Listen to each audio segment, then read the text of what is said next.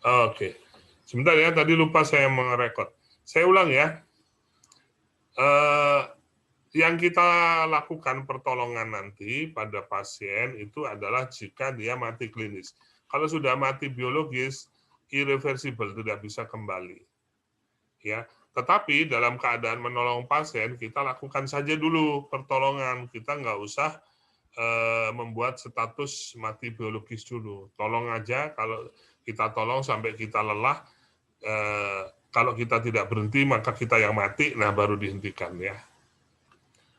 Oke, jadi mati klinis adalah tidak ditemukannya tanda-tanda bernapas dan tanda-tanda denyut nadi. Ya, mati biologis adalah tidak ditemukannya otak yang bekerja. Artinya ketika diberi stimulus, contoh diberi senter di pupil tidak melebar atau mengecil. Ya kan? Kemarin ingat ya, saraf kranial dan saraf apa kemarin yang 12 sama 32 itu namanya? Ya, begitu ya. Jadi kalau diberikan stimulus ke otak langsung dan kemudian tidak ada tanda-tanda, itu namanya mati biologis. Mati biologis itu disebut mati yang sesungguhnya. Kalau terjadi kematian, tanda-tandanya itu yang pertama terjadi lebam mayat ya. 20 sampai 30 menit sejak berhentinya jantung, itu mulai ada tanda kebiru-biruan di kulit. Nah, biasanya orang awam melihatnya itu mayat habis disiksa katanya. Sebenarnya tidak juga ya. Secara patologis akan terjadi lebam mayat kebiru-biruan di bawah kulit. Itu disebut dengan lebam mayat dan itu terjadi setelah 20 sampai 30 menit semenjak berhentinya jantung. Yang kedua, kaku mayat di sendi-sendinya itu susah untuk digerakkan lagi. Makanya mayat sudah harus disusun sebelum 1 sampai 2 jam. Karena kalau sudah melewati 1 sampai 2 jam setelah berhentinya jantung, itu sudah kaku sendinya. Kemudian tanda-tanda pembusukan ya, itu mulai 6 sampai 12 jam. Jadi kalau mayat ditemukan karena dia jatuh ke laut gitu, kemudian tidak ditemukan atau dicari ketemu setelah 6 atau 12 jam, itu sudah mulai ada tanda-tanda pembusukan. Ya. Nah, karena Anda adalah seorang bidan atau penolong, maka Anda lakukan pertolongan aja dulu nanti, beri nafas buatan dan kompresi jantung sampai dia benar-benar dinyatakan meninggal oleh tim medis dokter ya. Begitu. Ya, itu tentang kematian. Kemarin kita sudah bicara penurunan kesadaran, sekarang saya beritahu sedikit tentang kematian karena Anda harus menolong orang dengan cepat ya. Ingat, setelah berhenti jantungnya itu harus cepat ditolong antara waktu 4 sampai 6 menit. Jika tidak, maka otaknya akan mati. Kalau otaknya sudah mati, maka irreversible, tidak bisa kembali lagi. Ya, kecuali kuasa Allah, Tuhan yang Maha Kuasa.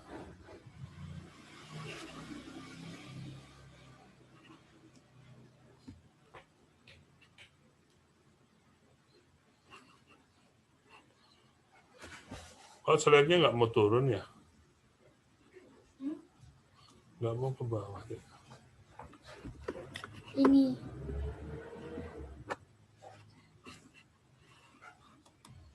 Kan dong, Nah. Oke. Nah, Anda harus cari penyebabnya, kenapa dia tidak bisa bernapas. Misalkan dia tersumbat jalan nafasnya karena makan bakso, bercanda, kemudian pentolnya masuk ke saluran nafas. Ya, makanya kalau makan bakso jangan bercanda ya. Nanti pentolnya bisa nyumbat. Nah, itu bisa dilakukan pertolongan dengan cara Heimlich maneuver, ya, abdominal thrust, kemudian chest thrust, dan hentakan dada, hentakan perut pada penderita dewasa. Ya, ini diberikan hentakan ini supaya ada dorongan udara mendorong benda tersebut keluar dari saluran pernapasan, ya. Namanya manuver Heimlich.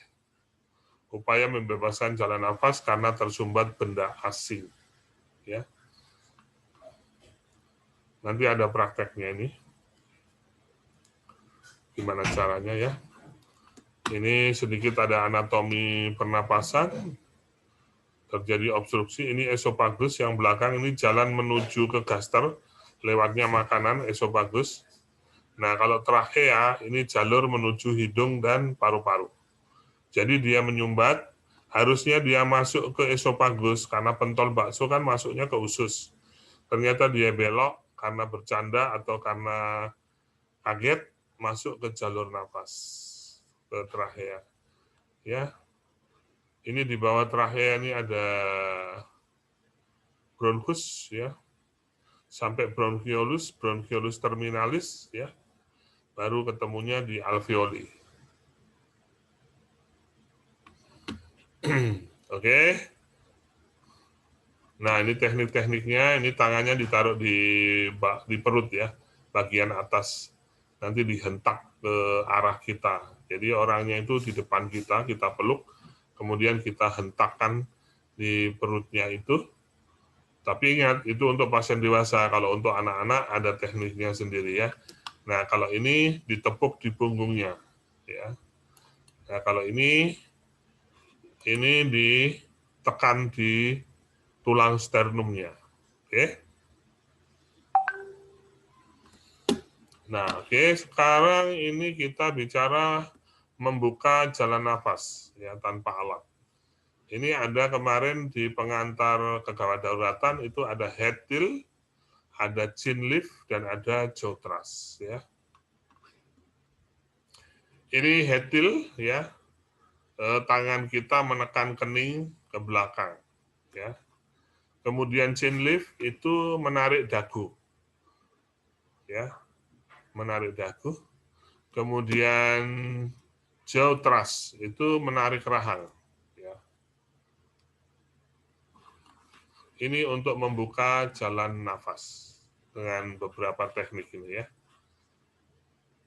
Head tilt, chin lift, dan jaw thrust. Nah, ini gambarnya, ini posisi jalan nafas tertutup. Setelah di head tilt, chin lift, ya, seperti ini jalan nafasnya terbuka, ya. Gitu. Ini jaw thrust. Head tilt, chin lift, jaw thrust.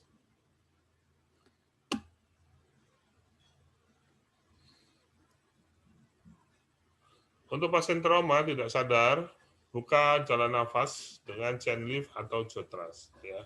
Untuk yang trauma, misalkan orang yang jatuh dari motor, ya, kecelakaan lalu lintas, itu dengan chin lift atau jaw thrust, ya. Tidak boleh kepalanya ditekan karena trauma. Nanti lehernya bisa berubah tulang belakangnya. Kalau ada trauma di tulang belakang, bagian cervical 1-2 itu bisa menekan medula oblongata. Anda ingat kemarin medula oblongata itu pusat apa? Iya, Anda benar. Pusat pernapasan dan jantung. Oke. Untuk non-trauma, misalkan Anda menemukan orang yang tiba-tiba terjatuh dari tempat duduknya sendiri, kemudian tidak sadarkan diri, maka bisa digunakan head tilt chin lift, ya. Tekan kepalanya ke arah belakang dan tarik dagunya. Oke. Nanti ini Anda ingat kalau dia trauma harus chin lift dan jaw thrust. Kalau non trauma itu dengan head tilt chin lift. Ya. Nah, kalau misalkan ada kelihatan ada benda di mulutnya, bisa dilakukan pembebasan jalan nafas tanpa alat, bisa dilakukan finger swab. Ya, kita ambil pakai jari-jari kita. Kita ambil pentolnya yang kelihatan, ya, yang kelihatan loh, yang masih kelihatan. Pentol yang masih kita kelihatan bisa ditarik pakai jari-jari. Ya. Nah, kemudian ini posisi stabilisasi, pasiennya masih nggak sadarkan diri, buat posisi pemulihan seperti ini. Kalau jantungnya bekerja dengan normal, paru-parunya bekerja dengan normal, ya masih penurunan kesadaran, maka dibuat posisi-posisi aman seperti ini ya. Nanti ada tekniknya, nanti ada prakteknya. Nah, kemudian kalau menemukan pasien yang penurunan kesadaran, dibagi menjadi dua ya. Yang pertama, untuk pernapasannya masih adekuat, masih bagus. Dada dan perut bergerak naik turun ya seirama dengan tarikan dan hembusan napas. Berarti napasnya masih baik. Kalau Anda dengarkan dengan telinga ada suara udara ya. Penderita tanpa nyaman meskipun penurunan kesadaran, frekuensi cukup. Pernapasan normal 12 sampai 20 kali per menit. Nah, ini yang kedua tidak adekuat, gerakan dada kurang baik, ada suara tambahan misalkan kayak ngorok, stridor, wheezing, bunyi kayak mengi. Kemudian ada kerja bantu napas ya, itu ada alat-alat bantu napas yang sampai ikut bekerja menarik napas, berarti di situ berat, ya, napasnya berat. Frekuensi kurang dari 12, ada perubahan status mental misalkan gelisah atau penurunan kesadaran.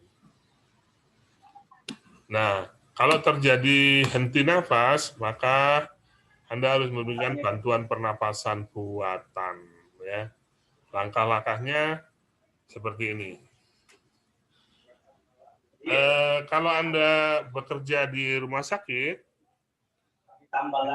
itu ada namanya masker RJP atau EPD ya, alat proteksi diri. Jadi ada semacam masker yang bisa ditaruh di mulut pasien dan ada katupnya ya.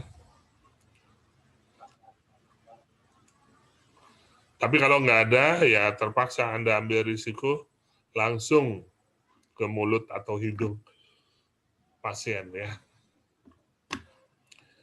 Frekuensi pemberian nafas buatan itu untuk dewasa dipertahankan sampai menyentuh angka normal saja antara 10 sampai 12 kali saja per menit ya. 16, 17, 18, 19, 20, 21. Kemudian anak-anak 1 sampai 8 tahun itu 20 kali per menit. Bayi 0 sampai 1 tahun itu lebih dari 20 kali per menit. Bayi baru lahir itu 40 kali per menit. Oke. Jadi pertahankan seperti ini irama pemberian nafasnya. Itu kalau jantungnya berfungsi ya. Jantungnya masih normal ya. Jadi tugas Anda memeriksa dulu apakah status jantungnya masih baik. Kalau statusnya jantungnya masih baik, cukup Anda memberi bantuan pernafasan. Ya. Ingat baik-baik itu, jantungnya masih berfungsi baik. Nah, bagaimana kalau jantungnya tidak berfungsi? Nah, namanya bantuan sirkulasi support ya. Periksa dulu dendutnya di orang dewasa dan anak pada nadi karotis. Nadi karotis itu adanya di samping kiri dan kanan trachea ya. Bisa menggunakan 3 jari di samping kiri dan kanan trachea. Ya.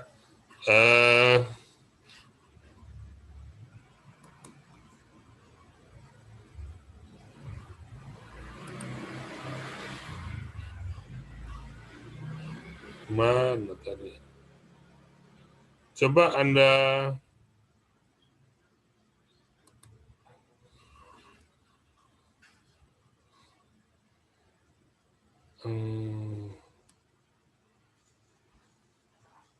bentar.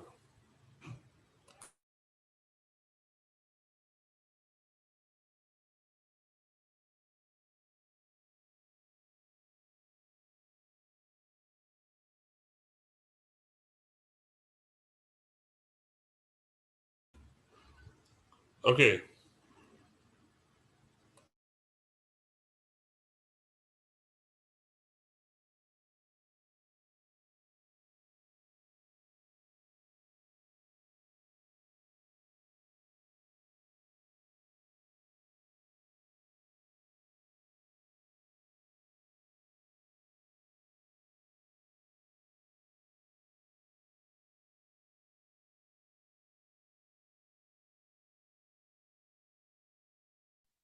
Bapak Anmut.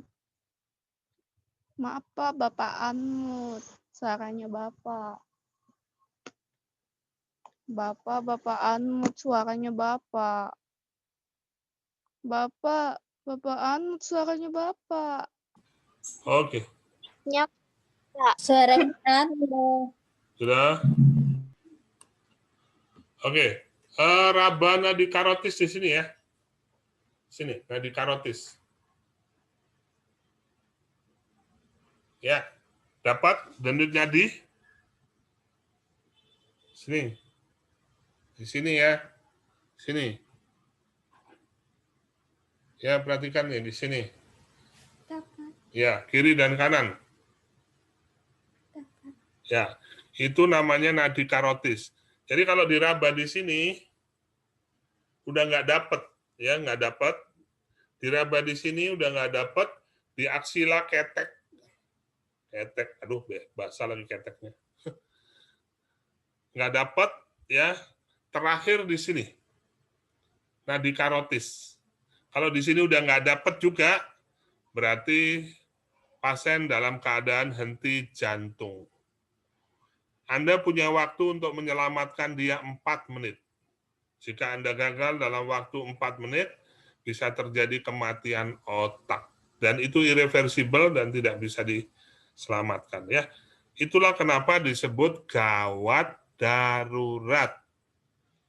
Gawat karena mengancam nyawa, fungsi organ vital yaitu otak, jantung, dan paru-paru terganggu. Darurat karena Anda punya waktu hanya 8 menit. Jika Anda tidak segera lakukan pertolongan dengan kompresi jantung, maka aliran darah ke otak berhenti. Kalau aliran darah ke otak berhenti lebih dari 8 menit, maka akan terjadi kematian sel saraf di susunan saraf pusat. Oke? Nah, ngerti ya maksudnya gawat darurat ya? Nah, ini mana yang lain gambarnya nggak kelihatan ya? Sini ya, nadi karotis ya.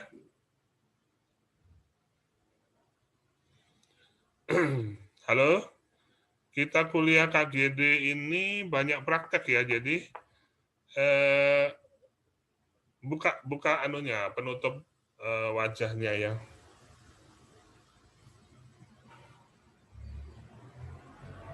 Ayo buka cepat, waktu kita sedikit.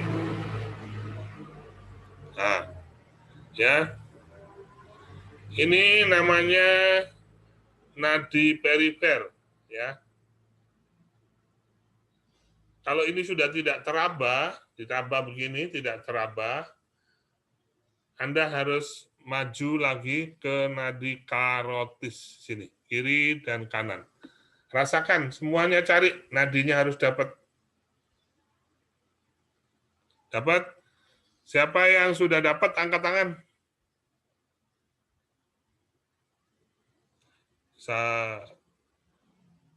Oke, yang belum dapat coba diraba dulu.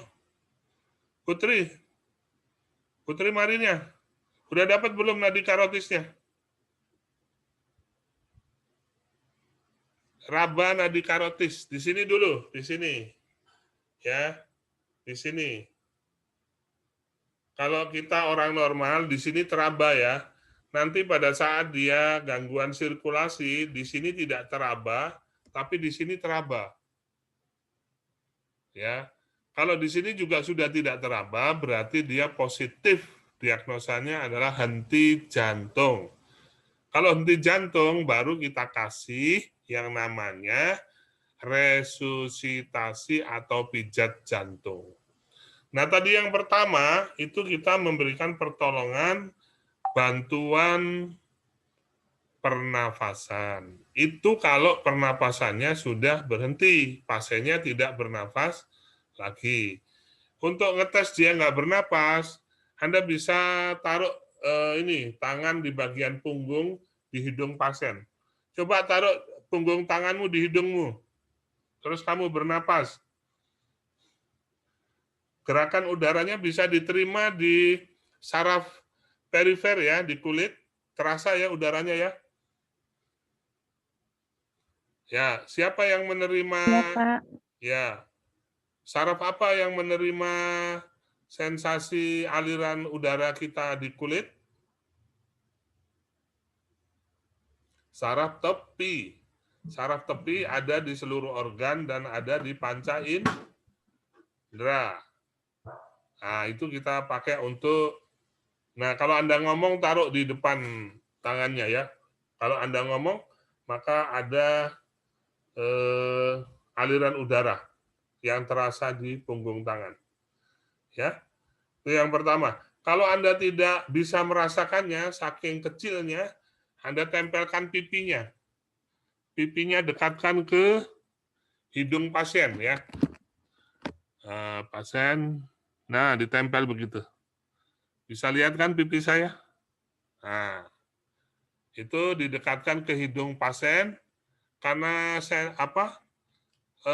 saraf sensoris, susunan saraf tepi yang ada di wajah itu biasanya lebih sensitif dari di tangan. Ya. Kalau masih tidak terasa, Anda pastikan menggunakan susunan saraf yang ada di telinga. Ya, dengarkan apakah ada suara aliran udara di hidung pasien. Kalau tiga-tiganya kita pakai dan sudah kita pastikan dia tidak ada pernapasan, baru kita kasih bantuan pernapasan melalui mulut atau hidung. Oke? Itu kalau jantungnya berfungsi. Jadi kita cuma memberi bantuan nafas sekitar 10-12 kali per menit, terus dilakukan terus sampai pasiennya tiba di rumah sakit atau kamu yang pingsan, ya. Nah, kalau kamu sudah kecapean, dihentikan. Atau kalau sudah ada di rumah sakit atau ada alat bantu lain yang bisa dipasang di pasien, baru dihentikan. Kalau kamu hentikan lebih dari 8 menit, berarti mati pasiennya. Ya. Meskipun jantungnya berfungsi, tapi kalau nggak ada oksigen masuk, sama saja. Ya, apalagi kalau tidak ada oksigen, berhenti nafas, dan berhenti jantung. Lebih payah lagi, toh. Makanya ada resusitasi paru, ada resusitasi jantung. Ada kedua-duanya, resusitasi jantung dan paru. Oke? Nah, sudah. Kembali ke laptop.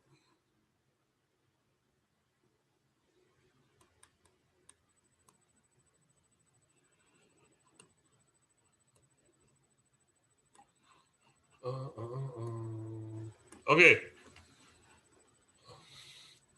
Pada dewasa, perbandingan antara memberi pernapasan dan memijat jantungnya itu rasionya perbandingannya pada orang dewasa adalah 2:30.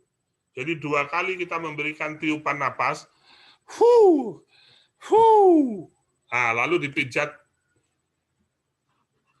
30 kali.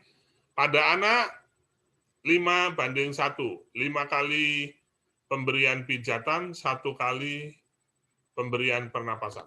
Pada bayi 3:1, 3 kali pemberian pernapasan, 1 kali pijatan. Untuk kedalaman pijatan, itu kita pijat di tulang sternum, tulang dada yang agak lebar dan kuat, itu namanya tulang sternum. Kedalamannya 4-5 cm ya, untuk dewasa. Untuk anak-anak 3-4 cm, untuk bayi 1-1,5 cm. Kecepatan pijatan itu cepat sekali ya. Itu 80-100 kali per menit. Jadi kalau 1 menit itu 60 detik, berarti pijatannya itu hampir lebih cepat ya. Lebih cepat dari 1 detik. Kalau kita 1 detik 1 kali pijatan, berarti 1 menitnya cuma 60 kali pijatan. Ini diminta 80-100 kali pijatan. Ya. Jadi hampir setengah menit itu 1 kali pijatan. Anak-anak 80-100, kalau untuk bayi lebih dari 100 pijatan ya. Nanti kita contohkan. Titik pijit ya, di tengah sternum. Sternum ini adalah tulang yang kuat dan lebar di tengah-tengah dada, 2-3 jari. Ya. Kemudian tekniknya kedua tangan disatukan, ya. Satu tangan, 2-3 jari pada bayi. Oke. Oke. Kembali kita praktekin ya. Jadi mencari tulang sternum. Tulang sternum itu ini ya. Tulang yang agak lebar ini ya. Ini sternum. Ini costa. Di sini ada tulang-tulang kecil-kecil yang melingkar ke sini. Ini tulang costa namanya. Ini tipis dan kecil. Kalau kamu pijat di sininya, dengan tekanan sampai dengan 4 cm kedalamannya, ada kemungkinan patah. Jadi kamu tuh harus pintar ya. Makanya salah satu kompetensi bidan itu knowledge. Ilmu dan teorinya harus tahu. Ini tulang sternum yang di tengah. Ini 2-3 cm di atas sini. Nah, ditaruh sini ya. Pas di tengah-tengah. Jantung itu, posisi jantung itu, bawahnya jantung itu ada di sini, sedang kepala jantung ada di sini. Jadi seperti ini ya. Melintang di atas, di bawahnya sternum. Makanya yang dipijat sternumnya. Di kiri kanan sternum, sebelum costa, ini ada tulang rawan. Atau kondro, kalau bahasa Bugisnya ya. Tulang rawan. Posisi tangan seperti ini ya. Ini. Bisa dilihat tangan saya? Nah, seperti ini ya. Ini yang nempel sternumnya di sini. Ini kalau yang nggak membuka kameranya bisa lihat saya nggak ya? Bisa. Tetap bisa ya? Bisa. Bisa, Pak. Oh bisa. Oh, Bisa, ya, Pak. oh cuman saya yang nggak bisa ya. Saya kira kamu nggak bisa. Oke ya. Jadi nggak apa-apa. Jadi tangannya disatukan seperti ini, ya. Kemudian di sini ini menempel ke sternum sini. Tekan 4-5 cm kedalamannya, kecepatannya 80-100 kali per menit. Ya. Terus dilakukan sampai pasien tiba di rumah sakit atau kamu yang pingsan, kelelahan. Ya, daripada kamu mati juga, mendingan berhenti ya. Jadi sampai kamu kelelahan, kamu kecapean, kamu tidak bisa lagi melakukannya, baru berhenti. Kalau kamu hentikan pemberian kompresi pada jantung dan paru-paru, otomatis kamu mengikhlaskan pasiennya meninggal. Oke? Jadi itu adalah sebuah pilihan yang sulit. Ya. Nah, seperti itu. Jadi perbandingannya berapa? Perbandingannya adalah 2:30. Kita kasih tiup dulu mulutnya ya. 2 kali tiupan. Ambil napasnya begini. Ambil dulu ke samping. Baru tiup, matanya melihat ke dada. Ambil napas lagi. Sampai penuh paru-paru kamu. Lihat ke arah dada, tiup. Nah, ingat tadi ini ya, ingat anatominya. Perhatikan ini anatominya.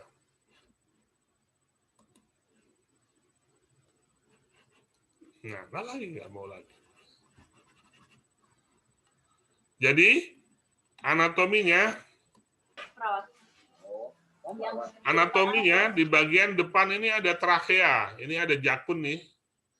Ini trakea ya. Di belakangnya itu ada esofagus namanya. Trakea ini menghubungkan ke paru-paru, sementara esofagus itu menghubungkan ke gaster.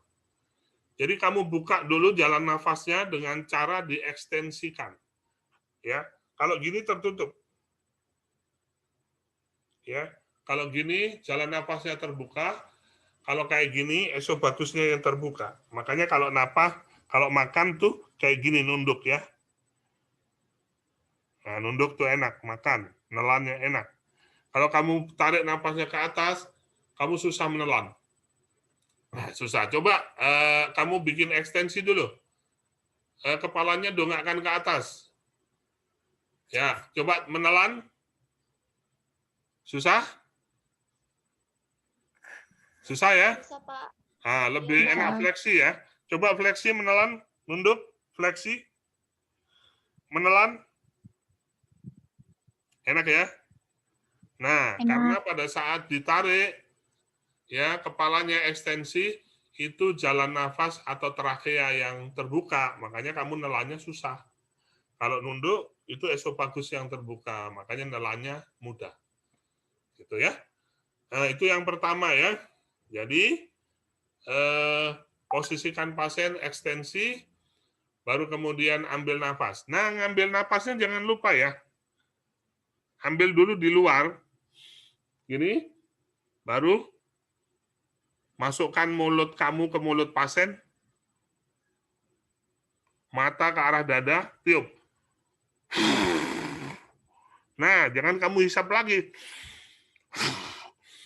Kalau kamu hisap terus di mulut pasien, ya bolak-balik aja udaranya. Ya. Jadi, satu kali ambil napas di luar, masukkan mulut pasien ke mulutmu, lihat mata ke arah dada, tiup. Stop, ambil napas lagi. Masukkan mulut lagi, tiup. Gitu ya. Itu caranya ya. Dadanya pasien kah, Pak? Hah? Dadanya pasien kah? Apanya? Sambil niupnya. Sambil niup, sambil lihat dada. Kalau dadanya mengembang, berarti kamu udaranya masuk ke trakea dan paru-paru. Kalau perutnya yang mengembang, dia nanti kembung. Berarti udara yang kamu tiup masuknya ke esofagus. Kalau ke esofagus, maka udaranya bukan masuk ke paru-paru, tapi masuknya ke lambung terus ke usus. Kalau pasiennya nggak bisa kentut, kembung dia 2 bulan ya. Makanya harus paham anatomi ya. Oke. Nanti kita pelajari anatomi pernapasan, anatomi pencernaan, jantung ya, dan tulang dan otot ya. Agak ketinggalan sedikit, tapi nggak apa-apa, kamu terima aja dulu deh. Yang penting saya kasih clue-nya, bahwa di sini ini ada trakea menghubungkan ke paru-paru, di belakangnya ada esofagus menghubungkan ke pencernaan. Kalau kamu tiup masuknya ke pencernaan, ya nggak jadi menolong pernapasan. Ya kan? Kan tujuannya pernapasan. Oke, paham ya? Nah, sekarang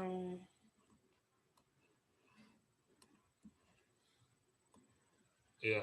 Nah, itu kan kecepatannya itu 80 sampai 100 kali per menit, tangan ditaruh di atas dinding dada. Jadi kamu tiup 2 kali dulu, ambil lagi,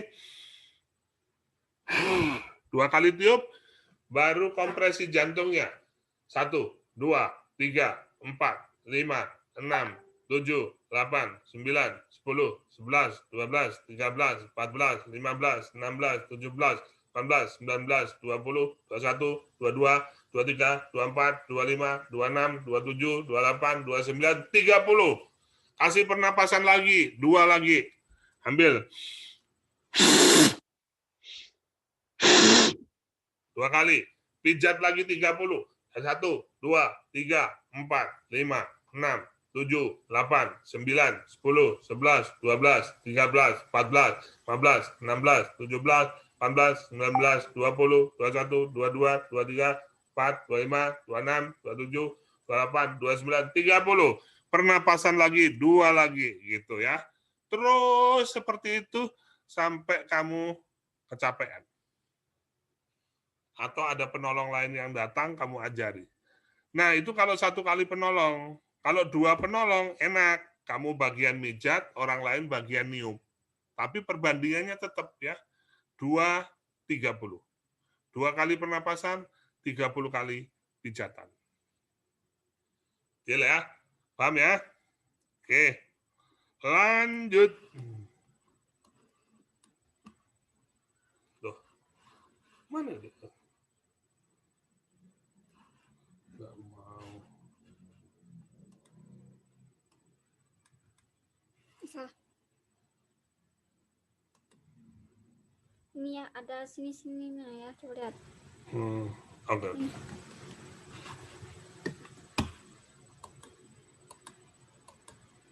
Ya. Nah ini ya, posisi jantung ini. Ini pantatnya jantung itu ada di dada sebelah kiri, atas. Kepalanya jantung itu ada di bawah sebelah kiri. Ini sternum, ini tulang sternum, ini tulang kosta. Ya. Seringkali kalau tidak tahu caranya, tulangnya ini patah. Karena yang ditekan tulang kecil-kecil ini, bukan sternumnya. Ini sternum, ini tulang muda. Jadi kalau ini ditekan 4-5 cm, ini yang bergerak, ini tulang rawan atau tulang muda atau kondronya ini ya. Nah ini seperti ini. Ya. Ini sternum. Sternum. Ya. Ambil 2-3 cm ke atas sini, tempat menaruh tangan kita untuk memberikan kompresi.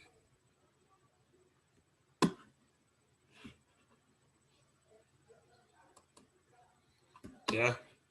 Ini kalau dua penolong ya, ini dua penolong, satu di sini, satu di sini. Ini satu penolong. Ya, ini memeriksa nadi karotis, ini memberikan bantuan pernapasan 2 kali. Cek nadi karotis setiap 5-10 detik. Ya. Ini cara memeriksa nafas. Ya. Dengan punggung tangan, dengan pipi, dengan telinga ya. Oke. Ini teknik head tilt, chin lift. Ini dilakukan apabila pasien dalam keadaan tidak trauma. Kalau trauma tidak boleh dilakukan ini, hanya boleh jaw thrust dan head tilt ya, dan chin lift. Kemudian periksa mulut pasien, siapa tahu ada benda. Kalau kamu tiup tuh untuk memberikan bantuan pernapasan, nanti bendanya ikut masuk ke dalam. Ya, harus dikeluarin dulu. Buka dulu mulutnya, periksa. Nah, ini ada skemanya ya. Resusitasi jantung paru. Yang pertama, analisis situasi ya. Ingat ya pesan saya, kalau kamu menemukan orang di jalan dalam keadaan menurut kamu dia perlu bantuan, maka analisis situasi dulu, keamanan. Apakah di sekitar situ ada orang atau tidak? Kalau ada, kamu minta bantuan orang. Ya, semakin banyak yang membantu, semakin bagus sekaligus sebagai saksi ya. Kemudian kalau tidak ada orang, tunggu sampai orang lewat beberapa saat, 1 menit, 2 menit, tunggu orang lewat, ya, minta bantuan, call, help call. Tolong Pak, tolong, ini ada orang pingsan gitu ya. Nah, gitu caranya ya. Baru cek kesadaran ya. Tepuk-tepuk pasien dan bangunkan. Pak, bangun, Bu, bangun, Dek, bangun. Ya, kalau dia no respon, berarti kesadarannya menurun. Kalau sudah seperti itu, maka tugas kamu adalah curiga, ya. Maka kamu langsung periksa nadi karotis, nadi akral dulu. Kalau tidak terapa, nadi karotis. Ya, kalau nadi karotisnya ada, berarti jantungnya masih berfungsi. Kamu periksa lagi pernapasannya dengan punggung tangan dan pipi dan dengerin. Kalau napasnya saja nggak ada, jantungnya masih jalan, kamu bantu napas saja. 2 kali tiupan ya. 2 kali tiupan dan 8-10 kali per menit. Kalau henti jantung juga, jantungnya juga tidak bekerja, maka kamu harus lanjutkan dengan pijat jantung. Berikan napas juga pijat jantung. Ya. Tadi setelah dipastikan dia gangguan kesadaran dan tidak bernapas, ya, buka jalan napasnya. Buka jalan nafasnya dengan teknik apa tadi? Head tilt, chin lift, dan jaw thrust. Jaw thrust dan chin lift bagi yang tidak trauma, yang trauma, bagi yang tidak trauma boleh head tilt, chin lift. Ya. Kemudian cek nadi, tidak ada nadi, lakukan bantuan pernapasan 2:30. 2 kali pernapasan, 30 kali pijatan. Ya. Setelah 5 kali siklus, ya, 32, 32, 32, 32, 32, kamu berhenti sejenak, kamu cek lagi nadinya. Bila juga belum bekerja, nadinya belum ada di karotis, pijat lagi. Ya. Kalau sudah ada jantungnya, tinggal kamu kasih bantuan napas. Kalau sudah ada napasnya, tinggal kamu amankan saja pasiennya. Berarti kamu sudah berhasil, ya.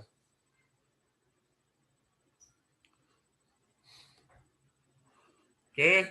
Nah, kalau terjadi sumbatan jalan napas, ya, maka kamu kasih pernapasan. Kalau ada benda yang nyangkut di mulut bagian dalam, kamu manuver Heimlich atau lakukan swab finger, ambil pakai jari.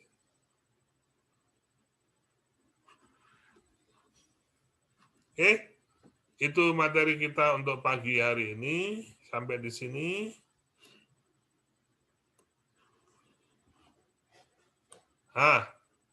Sudah. Ingat ya, langkah pertama adalah situasi dulu yang diamankan. Anda punya waktu 8 menit. Jadi 1-2 menit itu cari pertolongan dulu. Ya, kalau ada yang bisa ditelepon, ditelepon. Kalau ada orang yang bisa dipanggil, dipanggil. Untuk menemani. Tadi saya bilang, kalau Anda melakukan pertolongan resusitasi jantung paru, kalau Anda berdua kan lebih mudah. Yang satunya suruh mijat jantung, Anda bantuan napas saja. Ya kan? Lebih mudah. Kalau Anda sendirian, harus bekerja sendiri, niup pernapasan 2 kali sendiri, mijat 30 kali sendiri. Ya. Kalau ada banyak orang bisa gantian. Kalau ada 6 orang berarti gantian. Ya. Setiap 5 siklus, istirahat dulu 2 orang, ganti lagi yang 2 orang, 5 siklus, periksa lagi nadi karotis. Nah, kalau dia sudah ada nadi karotis, maka jantungnya sudah berfungsi. Kalau jantungnya sudah berfungsi, tinggal bantuan pernapasan saja. Kalau napasnya sudah ada, Anda sudah berhasil menolong 1 nyawa. Kalau belum berhasil, lakukan terus sampai ambulan datang dan ada petugas yang mengambil alih, atau sampai ke dalam mobil, Anda ikuti RJP di dalam mobil terus sampai tiba di UGD dan diambil alih oleh petugas. Kalau Anda bertugas di UGD, Anda lakukan terus sampai diambil alih oleh alat yang dipasang oleh rumah sakit yang namanya ventilator. Begitu ya. Ada pertanyaan kah?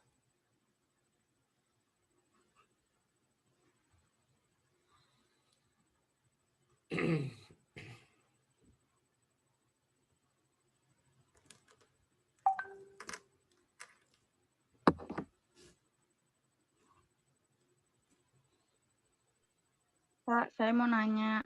Ya, silakan. Siapa namanya? Umur berapa? Nomor HP berapa? Tinggi badan?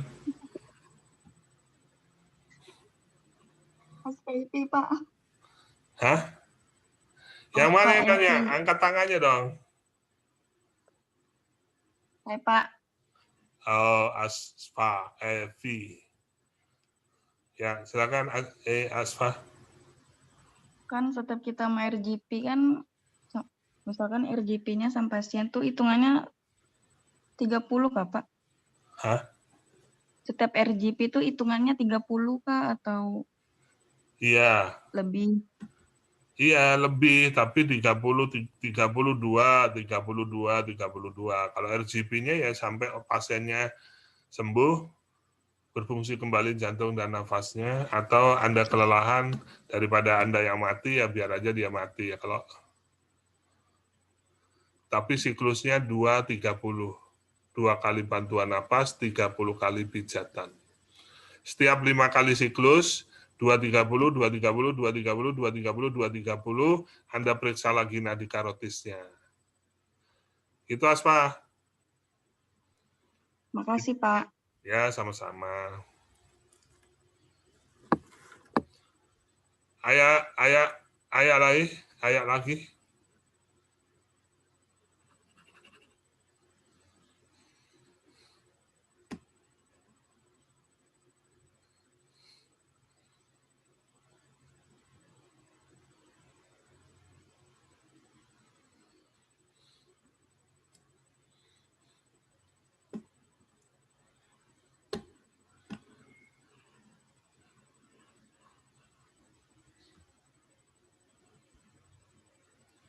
Tadi yang ketinggalan tadi siapa?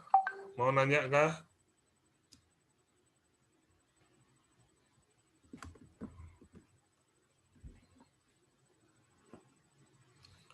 Ya, silakan. Kalau tidak ada, saya tutup.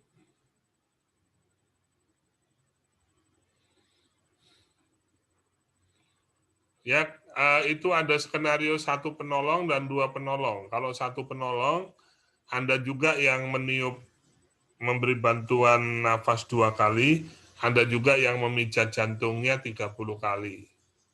Ya, berubah-ubah posisi. Tapi kalau ada orang lain, Anda ajarin cara niupnya kayak gini Pak, gitu. Kasih contoh dulu, baru Anda bagian pijat jantung, dia yang niup.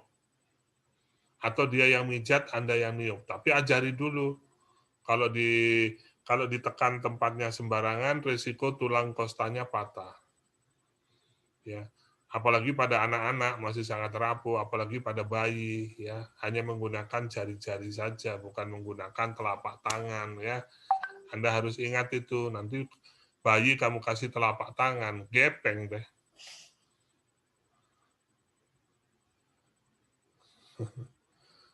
Oke. Jadi intinya adalah amankan situasi dulu, panggil, minta bantuan orang. Anda punya waktu kan 6 menit. Jadi 6 menit itu Anda bisa pakai 1-3 menit dulu untuk meminta bantuan, melihat situasi, ya. Kalau Anda subuh-subuh lihat orang tengkurap, jangan langsung ditolong, ya. Siapa tahu dia perampok yang pura-pura. Maka amankan situasi dulu. Yang kedua, tes dulu. Kasih stimulus, panggil bapaknya atau ibunya atau anak-anak yang tertelungkup itu, panggil, dek, ternyata dia cuma ketiduran. Lupa tidurnya nggak di rumah tapi di jalanan, ya. Begitu dipanggil, dek, bangun, bangun dia. Ya kan? Jadi harus dipanggil. Kalau dipanggil nggak bisa, kasih rangsangan nyeri, ya. Tepukan atau cubitan. Tapi cubitan sayang, ya. Ya, ada lagi yang bertanya? Lili, ini fotomu kok ketawa terus, Li? Nah, kalau nggak ada kita absen dulu.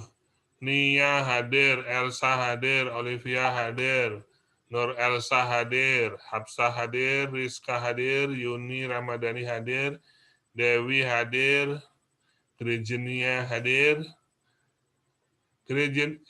Kok berubah tampilannya? Ulang ya. Posisinya berubah-ubah. Nia hadir, Elsa hadir, Olivia hadir, Nur Elsa hadir, Hapsah, Rizka, Yuni, Regenia. Regenia ini panggilannya apa? Regenia Meliana apa Pantau? Gregenia, Pak. Oh, Regenia aja. Oke. Regenia, Alfiona, Putri, Espa, Mutiara, Lili, Nova, Dewi, Rizka, Yurika, Prastika, Masita, Rizka, Junita. Rizka ada 2 ya, Rizka Alika dan Rizka Junita. Ini nggak ada orangnya nih. Ini robot ini. Nggak dibuka ini layarnya. Siti Anissa. Siti Anissa juga belum ada. Ada yang belum saya panggil? Acong. Udah ya? Oke, terima kasih untuk partisipasinya pada pagi hari ini. Nanti materinya akan diupload di YouTube seperti yang kemarin. Ingat tugasnya kemarin ya, tugas dan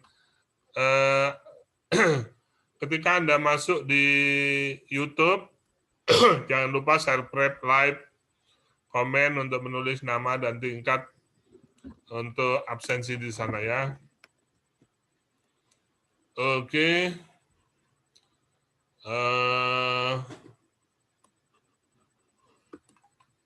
Partisipan kita hari ini adalah 21 orang. 21 orang ya. Oke, Terima kasih atas partisipasinya pagi ini. Kalau ada pertanyaan nanti bisa ditanyakan lagi di sesi berikutnya.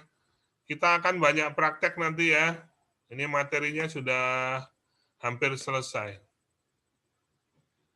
Tinggal praktik pemasangan oroparing, nasoparing, kolar neck, balut bidai, kemudian ngedep darah, kemudian oksigen face mask, ya itu ya. Itu aja prakteknya Pak, sama vital sign ya. Oke, terima kasih. Nanti pas praktek bisa hadir di kampus atau kita pakai Zoom? Di kampus aja, Pak. Oh, kampus ya. saja Pak, biar enak prakteknya. Oh ya sudah, nanti Kampus saja, Pak. ya Kapan, untuk Pak? ya untuk Itu prakteknya di prakteknya kampus. Kapan, kapan? Pak? Hah? Prakteknya kapan? Prakteknya nanti kalau ada jam KGD. Nanti disiapin alatnya dulu untuk si pennya, datang lebih awal, nyiapin alat. Kalau nggak ada, beli, baru kita praktek. Kalau bisa minggu depan sudah praktek ya. Tapi sebelum praktek, kita masuk anatomi dulu, anatomi pernapasan, anatomi jantung, kemarin sudah anatomi otak, kemudian muskuloskeletal, karena itu nanti dipakai saat kita melakukan RJP, itu harus mengenal tulang-tulang, otot, pernapasan, jantung, dan otak ya. Otak kemarin sudah ya? Iya, Pak. Ya, oke. Untuk ketua kelas, tolong dihubungi teman-temannya yang mau praktek, sudah harus nonton videonya dan sudah harus baca Otak materi. udah, Pak. Hah? Otak udah. Apa? Putus-putus. Katanya otak udah Pak. Iya, otak sudah. Tinggal jantung, paru-paru, muskuloskeletal, dan kulit. Dari saya, nanti dari Dr. Daniel yang lain. Ya, sementara itu dulu. Terima kasih atas partisipasinya. Nanti untuk kegawatan ini ujiannya ada 3 ya. Ada ujian skill, ada ujian tulis, ada ujian apalagi satunya ya. Nanti saya pikir dulu. Ya, terima kasih. Selamat siang. Assalamualaikum. Waalaikumsalam. Warahmatullahi wabarakatuh. Waalaikumsalam warahmatullahi wabarakatuh. Terima kasih Pak. Iya, ya.